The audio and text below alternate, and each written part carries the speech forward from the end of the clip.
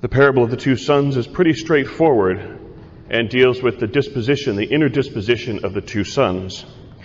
The first, who would say, "Yes, I will go," then didn't, is perhaps very superficial in his dedication to the Father, or perhaps his intentions are good, but he doesn't have the drive to carry out his Father's will, even though he himself says, "Yes, I'll do it." The other one, who says no and then does so, perhaps is rebellious at heart, kind of maybe doesn't like the fact that there are so many rules around the house, but inside he knows the loyalty to the Father is what's important, and while he may have a rebellious spirit, in the end he does follow the Father's will. And it's about disposition, the inner disposition in which we dedicate ourselves to the will of the Father. There is another tradition, another parable, that is popularly read during the celebration of Passover. I had the pleasure for about 7 years or so to join a family in their celebration of Passover, which they always had during Holy Week, and it was always a good inclusion, being a Catholic, to join a family for Passover, which is one of the highest holy days of the year. Of course, right now, the Jewish people are beginning to, if not already celebrating, Rosh Hashanah, the Day of Atonement, so it's a little out of place year-wise, but this parable is often read as part of the lessons during the celebration of Passover, and it's simply known as the parable of the four children. And it's somewhat similar in its spirit to the parable that Jesus gives. And the context, of course, is Passover, but it could be easily applied to any celebration, whether it's Jewish or Christian. The Torah commands us to teach our children about Passover. The Talmud suggests 4 different ways children might react. There's the wise child, the wicked child, the simple child, and the child who doesn't know enough to ask a question. The wise child might ask, "What is the meaning of the laws and rules which the Lord our God has commanded us?" We should explain to this child in great detail all the laws and customs of Passover. The wicked child might ask, "What does this service mean to you?" Since this child does not want to be included in the celebration, we must answer harshly. We celebrate Passover because of what the Lord our God did for us. But if you had been in Egypt, you would not have been included when the Lord freed us from slavery.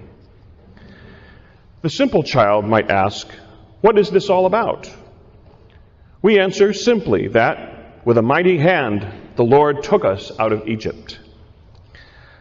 What about the child who doesn't know enough to ask a question?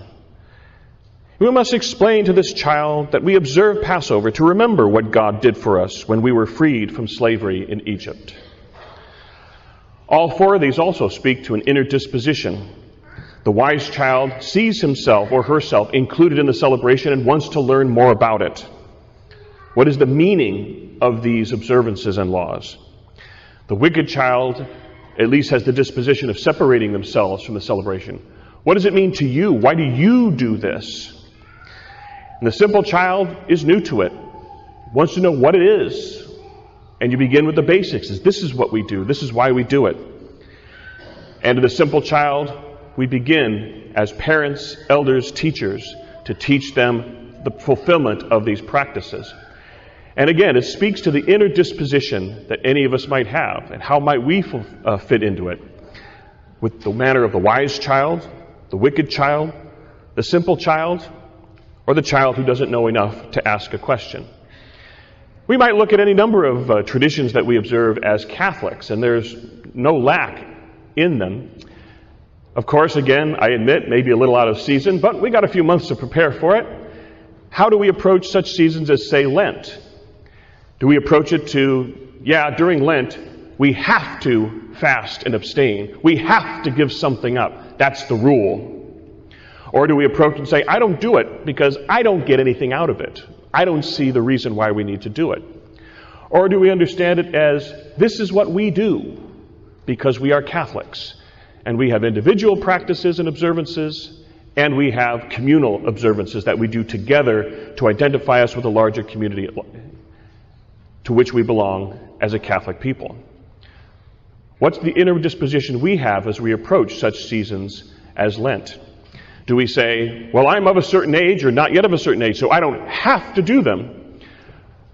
Or do we say there's a value to what we do spiritually that benefits us during this holy time? Very much like how many, especially whose children are involved in sports, like football, baseball, and of course exercise is part of the training and part of the practice. Do they say, well, we have to exercise if we're going to play football? No, they know they need to exercise. It's what they do. It's part of the training. And very much how we do during the season of Lent. Another might be the disposition we might have as we approach just being Catholic in general. How many times I've heard people say, oh, Catholicism is too hard because there are too many rules we have to follow. Or others who say, well, of course, there are high standards that we live, and why shouldn't we have them?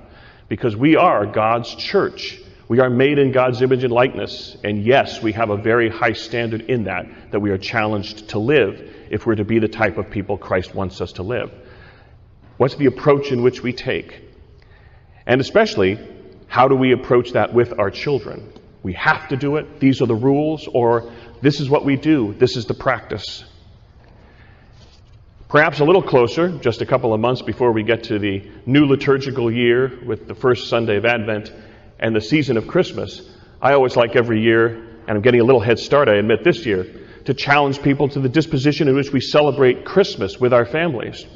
Of course, we all know the excitement the children have for Christmas, and what the heck, we adults oftentimes do as well.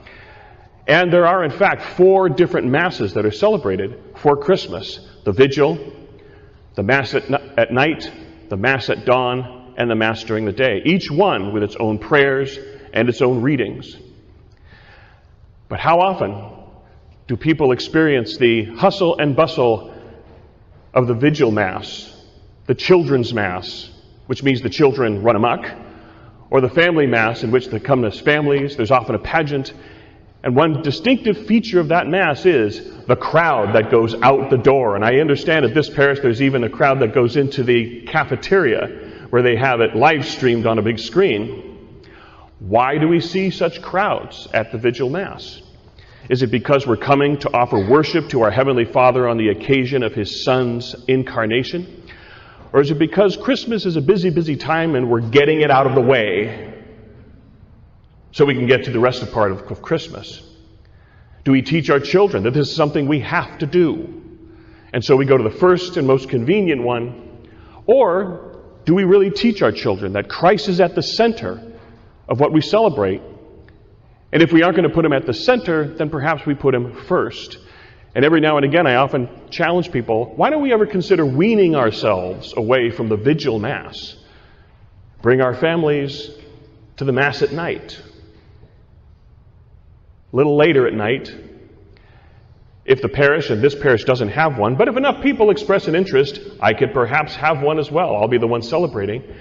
We know the children are going to get up real early on Christmas anyway. Have we ever thought of, this Christmas we'll wake up and go to the early morning Mass, and then we'll open presents when we come home from Mass, after we have breakfast as a family.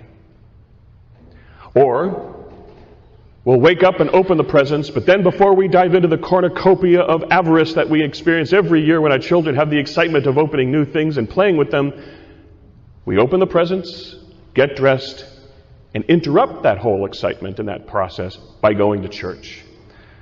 We're not getting it out of the way, but we're putting Christ more in the forefront rather than seeing Mass as an inconvenience that we need to deal with as part of the Christmas celebration. And this year, it will be particularly challenging because Christmas this year is on a Monday. And at least every 6 years I get the question, and let me answer it before I hear it. No, Christmas Eve, Sunday evening, does not count for both. But again, what's the approach we have? We're called to celebrate the 4 Sundays of Advent and then celebrate Christmas. How do we approach every few years when Christmas is on a Monday, where we come to Mass on Sunday and then must go to Mass again? We're just too massed out. Or we just simply quietly go to the vigil and we think it counts. Do we see the Mass and the worship of God as inconvenient? Or do we see it as an important part of our life, and the celebration of Advent and the corresponding celebration of Christmas is something central to our lives as a people of faith? Plan accordingly, and teach our children. Not that, yeah, we have to go to Mass twice. But yes, it's the fourth Sunday of Advent, and it's Christmas. I always like the suggestion, okay, let's pack the Saturday evening Mass the night before Sunday, and then come to the 9 o'clock Mass on Christmas morning. You get a whole day where you don't have to go to Mass. That even adjust it a little bit, but still making it the good example of putting Christ first, if not at the center of that celebration. But it all has to do with the basic disposition in which how we approach living that faith. Is it like the one son who initially says yes, but his heart really isn't in it, or he hasn't the discipline to follow through? Is it the son who says no, but down deep knows the importance of following his father's commands and fulfilling his father's wishes? Is it like the wise child who is eager to learn the details of why we do what we do so they can more fully participate in it? Or is it like the foolish child who separates themselves and says, yeah, you have to do it, or we have to do this to follow rules? But how do we approach it to the simple and to those who are children, too young to ask questions, to lead them into the right dispositions of the way we observe and live our faith? Let's hear the lesson of the parable of the 4 children, but also heed the lesson of the parable of the 2 sons, so that we will always constantly grow in the manner in which we live our faith and celebrate its great feasts, that we do it out of a true desire and a true disposition to worship God and fulfill His will. That we don't say no and do it anyway, or yes and fail to do it, but that our answer to our Heavenly Father and our call as Catholic people, especially in our call to worship, is always, yes, Lord, your will be done. And we have the disposition, the discipline, and the true desire to, with that yes, carry out in action the will of our Heavenly Father.